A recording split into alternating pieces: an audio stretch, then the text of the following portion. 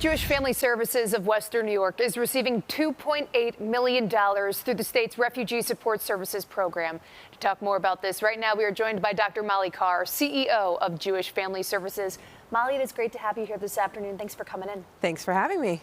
So this support is something Jewish Family Services has been fighting for. What does this support mean to you?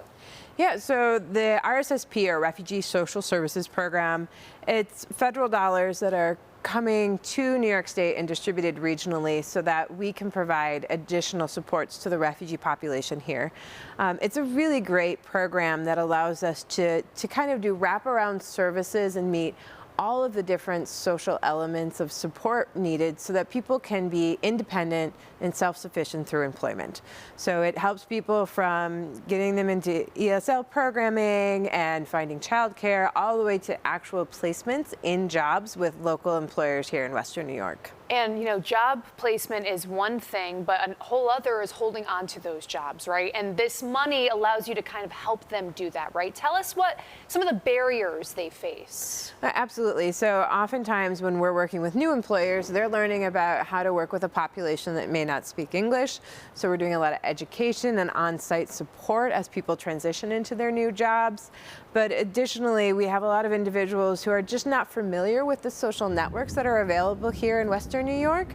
So they may not know how to get their child enrolled in summer camp or how to get them connected to childcare so that they can be able to be present at their job. And Molly, you mentioned, you know, these programs that you could kind of start, and it allows you also to partner with other community groups. Talk about those relationships, why that's important, kind of the plans to work with other groups in the community. Yeah, we are super excited about the partners that we're bringing together on this program. Our key program partners are going to be Catholic Charities and the International Institute of Buffalo, both great, amazing organizations that have a long history of working with refugees.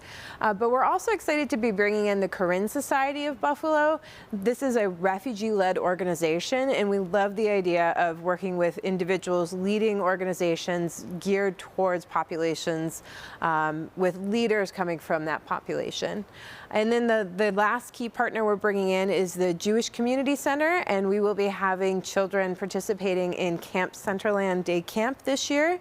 And this is the first time we've been able to work with the JCC to have refugee children attending the day camp. And I imagine that is a great help to the parents as well, you know, having their children looked after as well.